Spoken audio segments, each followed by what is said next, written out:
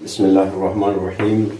أيتها الطالبات، السلام عليكم في هذا الصباح الجديد، درس جديد. نحن في درس الحمزة. أكرر لكم ما هي همزة. أولا، الهمزة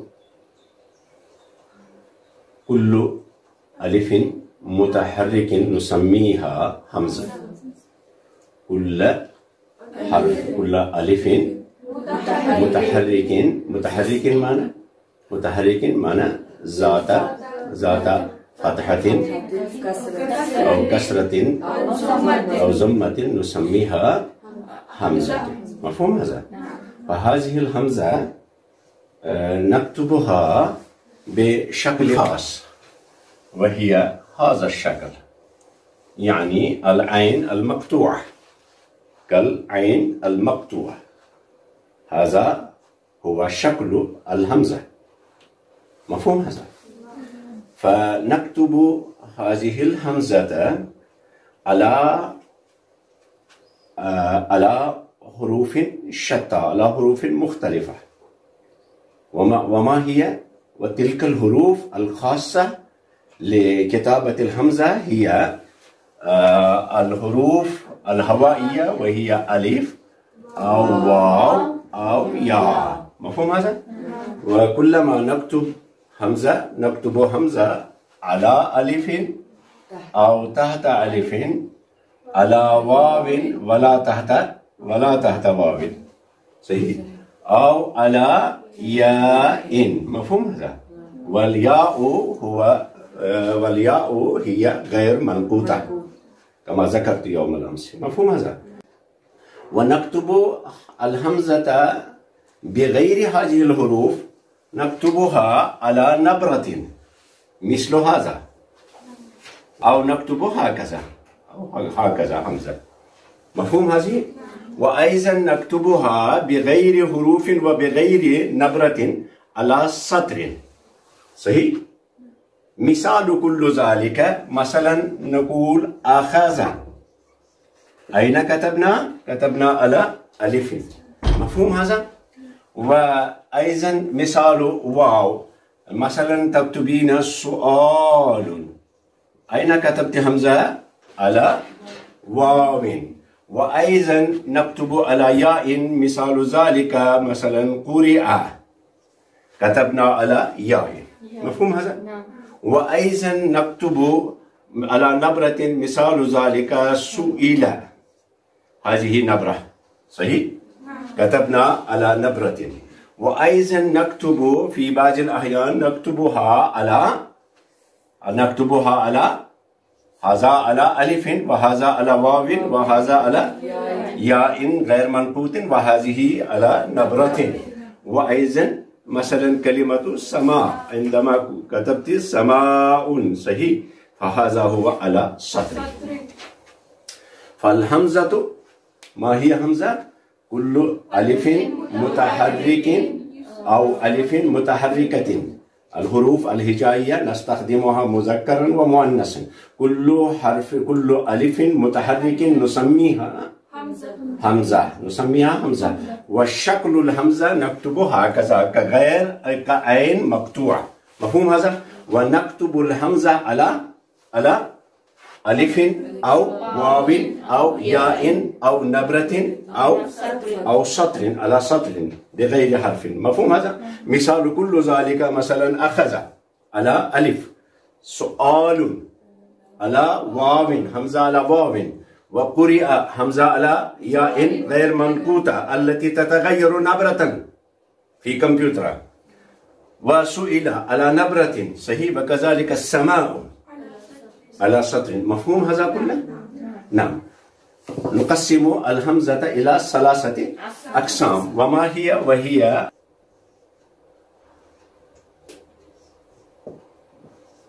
الهمزة على 3 أنواع. الأول إذا جاءت الهمزة في بداية الكلمة، في ابتداء الكلمة، نسميها الهمزة الأولية. في البداية نسميها الهمزة الأولية. مفهوم هذا؟ مثال ذلك مثلا أمارة، مفهوم هذا؟ أين جاءت همزة؟ في بداية الكلمة، فنسمي هذه الهمزة همزة الأولية. وإذا جاءت في وسط الكلمة بين حروفها الأصلية في وسط الكلمة مثلا هكذا، فنسميها عنئذ الهمزة المتوسطة.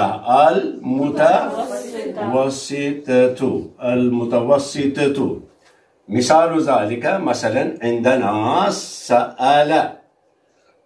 سأل، أين جاءت همزة؟ في وسط الكلمة، ولذلك نسمي هذه الهمزة الهمزة المتوسطة، ولها قواعد سنشرحها إن شاء الله في الدروس القادمة. مفهوم؟ والثالث هو المتطرفة. وما هي كل همزة جاءت على نهاية الكلمة. مثال ذلك مثلا عندنا مثلا قراءة على نهاية الكلمة، أين جاءت الهمزة؟ على نهايتها، فنسميها عنئذ الهمزة المتطرفة. فالهمزة عندنا على ثلاثة أنواع: الهمزة الأولية، الهمزة المتوسطة، الهمزة المتطرفة. مفهوم هذا؟ فهذه كانت نقطة ثانية. والنقطة الثالثة لا نشرح المتوسطة والمتطرفة اليوم، نشرح الهمزة الأولية. الهمزة الأولية درسنا اليوم الهمزة الأولية، وهي على نوعين. الهمزة الأولية على نوعين. النوع الأول نسميها همزة وصل، ونسميها القسم الثاني نسميها همزة قطع. مفهوم هذا؟ الهمزة الأولية نقسمها إلى قسمين من حيث نطقها وكتابتها. إلى نوعين. النوع الأول هي الهمزة وصل، وهي كل همزة. نعم، همزة وصل هي كل همزة نكتبها ولا ننطق بها. صحيح؟ مثال ذلك مثلا كلمة اسم، هذه اسم. صحيح؟ تبدأ بهمزة، ولكن لا نزع عليها همزة. كتبنا في بداية الكلمة لا نزع عليها الهمزة. اسم بغير اسم هكذا خطأ، بغير هكذا تكتب، ولو احتجنا إلى وضع الحركة فنزع تحتها كسرة فقط ولا همزة. مفهوم هذا؟ نعم. فلماذا نسميها همزة وصل؟ لأننا عندما جئنا قبله كلمة صحيح فلا يسد سبيلنا أن نوصل الكلمة إلى هذه الكلمة، كلمة اسم. صحيح؟ مثال ذلك مثلا اسم إذا قرأت بعد واو العطف أو بعد واو الحرف تقول مثلا ولا تقول الآن واسم، بل تقول وسم، هكذا. فيعني هذه الهمزة لم تمنعنا عن وصل الكلمة بكلمة أخرى، ولذلك نسميها همزة وصل. وهي همزة وصل تأتي في الأسماء في اللغة العربية. انظرنا، هناك في اللغة العربية أسماء شتى مختلفة متراكمة، بل أكثر الكلمات عندنا في اللغة العربية وهي أسماء. مثلا تقولين إنسان، صحيح؟ أو تقولين آدم أو آدمي صحيح، أو أي شيء، أو أسد صحيح، أو إبريق، هذه أسماء. فهذه الهمزة يعني همزة وصل تدخل فقط، تكون وتأتي فقط في 10 أسماء، 7 منها نستخدمها دائما و3 فقط للمثال. وما هي تلك الأسماء؟ تذكرناها واحفظناها، وهي كلمة اسم نفسه، اسم بنفسه اسم. مثلا قلت اسم محمد، اسم الطالب محمد، واسم الطالبة فاطمة، مفهوم؟ وكذلك كلمة ابن، تقولين مثلا جاء حامد وابن حامد، جاء حامد وابن حامد. والثالث ابن وابنة مؤنث، جاءت فاطمة وابنة فاطمة صحيح. والرابع امرأ معنى رجل، تقولين جاء محمد وامرأ معه، مفهوم هذا؟ لم تنطقي هذه الهمزة التي نسميها همزة وصل، ولذلك نسميها همزة وصل، مفهوم هذا؟ ولو استخدمت كلمة امرأة أيضا لا تنطق همزة وصل. مثلا تقولين أنا رأيت رجلا وامرأة معه، فلم تنطقي هناك الهمزة هناك، ولا تزعين همزة عليها أو تحتها، بل اثنان وتانيثه اثنتان. هذه نستخدمها عادة في اللغة العربية. مثلا تقول رأيت رجلين اثنين، رأيت رجلين اثنين، ورأيت امرأتين اثنتين صحيح. فلا تنطق هذه الألف. فهذه أسماء 7 لا بد أن تحفظنها وتذكرنها. وفي الحروف لا تأتي إلا في ألف لام التعريف. كلما أدخلت ألف لام التعريف على اسم، فهذا الألف التي أدخلت عليها مع اللام بأل، هذه أيضا همزة وصل. وفي الأفعال كل فعل من فعل مزيد فيه تأتي في بدايتها همزة وصل، غير فعل الإفعال، وغير فعل الإفعال تأتي في افتعال، تأتي همزة في افتعال. مثلا تقولين افتعل صحيح، في مضارع لا تبقى هذه الهمزة. نقول افتعل هو، افتعل هي، افتعلت أنت، افتعلت أنا، افتعلت. لا تزعين عليها همزة لأنه همزة وصل. مثلا اجتمع هو، اجتمع هي، اجتمعت من باب افتعال. هو اجتمع هي، اجتمعت أنت، اجتمعت أنا، اجتمعت. في ماضي نستخدمها في جميع الصيغ. فهذه الهمزة هي همزة وصل. مثلا جلست واجتمعت مع الرجال، ذهبت واجتمعت مع الرجال صحيح. وفي مزيد في تأتي في بداية انفعال أيضا. في الماضي تبقى هذه الهمزة تبقى في ماضي، فنقول انفعل ينفعل، انفعل هو، انفعل هي، انفعلت أنت، انفعلت أنا، انفعلت. فكل هذه الهمزة هي همزة وصل في انفعال، مفهوم هذا؟ مثلا نقول انكسر الزجاج صحيح، سقط من يدي الزجاج فانكسر الزجاج. فانكسر الزجاج لا نقول، بل نقول نطقا لا نقول فانكسر الزجاج، بل نقول فانكسر الزجاج. فلا نزع عليها همزة لأنه همزة وصل، مفهوم هذا؟ وأيضا في باب استفعال تأتي في بداية همزة. في الماضي تبقى هذه الهمزة في جميع الصيغ، في صيغ 14، مفهوم هذا؟ فنقول استفعل يستفعل، استفعل هو، استفعل هي، استفعلت أنت، استفعلت أنا، استفعلت. فتبقى هناك في جميع الأفعال الماضية همزة في بداية نسميها همزة وصل، مفهوم هذا؟ نعم. وهمزة وصل أيضا تأتي. استمعنا جيدا واحفظناها.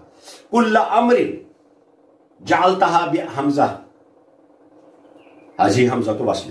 مثلا تقولين كتب من المجرد، كتب يكتب أمره اكتب، بعد واو تقولين واكتب. قرأ يقرأ اقرأ، بعد واو تقرأين وقرأ، أو بعد فا تقرأين فقرأ. أو بالوصل، كلما وصلت هذه الكلمة بكلمة أخرى قبلها لا تنطق هذه الهمزة ولا توزع شكل الهمزة العين المقطوعة على الألف، على هذا الألف. مفهوم هذا؟ في جميع أفعال السداسي والخماسي أيضا في مزيد فيه، مثلا غير باب فعل، مثلا من افتعال تجعلين أمر، اجتمع يجتمع اجتمع، لا تزعين همزة لها. مفهوم هذا؟ انتهى كلام. وما هي همزة قطع؟ الثاني هي همزة قطع. همزة قطع هي كل همزة نقرأها ننطقها ونكتب ونزع على الحرف. الألف يأتي دائما في بداية، يأتي ألف نزع عليها همزة أو فوقها أو تحتها. وما هي الأسماء والأفعال التي تدخل عليها همزة قطع في البداية؟